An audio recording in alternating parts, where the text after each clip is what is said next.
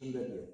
Takohemi me trajnerin kampion të tolla për të intervistë në radhës në fakt të ndeshjes Egnatia Mbyllj, që do të zhvillohet nesër në orën 16 në stadiumin Arena Egnatia. Ishte një javë që u kondicionua nga zhvillimi i ndeshjes së ekipit kombëtar shqiptar, të cilit urojmë suksese me ndeshjen e play-offit me Polonin. Për më shumë, profesor Petrova është në dispozicion. Përshëndetje. Përshëndetje. Si e ka shfrytzuar skuadra periudhën 2 javore të shkëputjes nga kampionati dhe çfarë përfitimesh ka sjellë kjo pauzë? Sigurisht që kjo javë ka sjellë përfitimet e veta, sepse çdo pushim shërben për mirë. Mendoj që na ka ndikuar mirë sepse lojtarët e ri që janë në skuadër, sigurisht ngjeshën akoma më shumë me grupin për të qenë manovër gjatë lojës. Se ka shumë afrime drejt zonës, por pa gola. Ju shqetëson dhe çfarë keni ndryshuar në qasjen ofensive të skuadrës? Atëherë kemi në qasje po themi kemi punuar përpara portës, çdo ushtrim pothuajse e kemi lidhur me portën. Shqetësim është kur ekipi nuk shkon përpara portës, por sigurisht që edhe ky është një ngërç që ne duhet ta zgjidhim. Çfarë element kërkojnë ende përmirësim apo vendosje?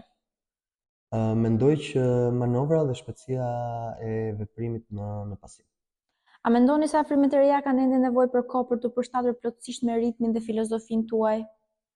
Normalisht që ka lojtarë që janë akoma mbrapa tek kjo pjesë, sigurisht kemi punu, sigurisht që po shohim gjëra të mira ditë pas dite, por shpresojmë që të arrijmë sa më shpejt me grupin. A është gjendja fizike e ekipit në parametrat e duhur për të përballuar sfidat e ngjeshura të radhës? Sigurisht që po, sepse ne kemi një grupim lojtarësh që mund ta përballojnë shumë mirë, po themi edhe rotacionin gjatë këtyre ndeshjeve të ngjeshura. Pas kësaj sfide nisin javë të ngjeshura me shumë ndeshje. Si është planifikuar menaxhimi i ngarkesave dhe rotacioni? Siç po shikoni, unë po bëj rotacion çdo ndeshje, sepse në janar, siç e dim, normalisht që ndeshjet ngjeshen akoma më shumë dhe mendoj që të jemi gati për këtë.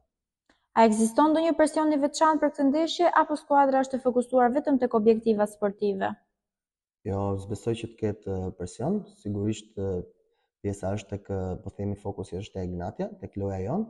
Mendoj që ne duhet të kryejmë detyrat dhe shkojmë drejt portës kundërshtarit me ide. Sa të rëndësishme janë pikët e kësaj sfide për të nisur kthesjen e rezultatit dhe për të hyrë në një ritëm pozitiv? Atëherë ne vim mas 9 rezultateve pozitive dhe 1 negativ, normalisht që jemi në një rrugë të mirë, por sigurisht që objektivi i vetëm janë 3 pikët.